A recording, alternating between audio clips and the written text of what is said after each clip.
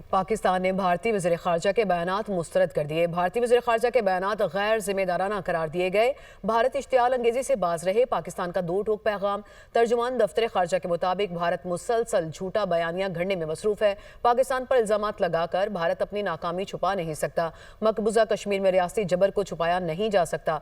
भारत को अपनी सरहद पार दहशतगर्दी पर गौर करना चाहिए। पाकिस्तान अमन, मुज़ाकरात और सिफारतकारी पर यकीन रखता है। किसी भी जारहियत का मुंह तोड़ जवाब देंगे।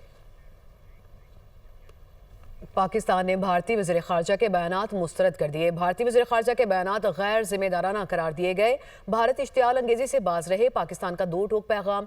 तर्जुमान दफ्तर ख़ारजा के मुताबिक भारत मुसलसल झूठा बयानिया घड़ने में मसरूफ़ है। पाकिस्तान पर इल्ज़ामात लगाकर भारत अपनी नाकामी छुपा नहीं सकता। मकबूजा कश्मीर में रियासती जबर को छुपाया नहीं जा सकता।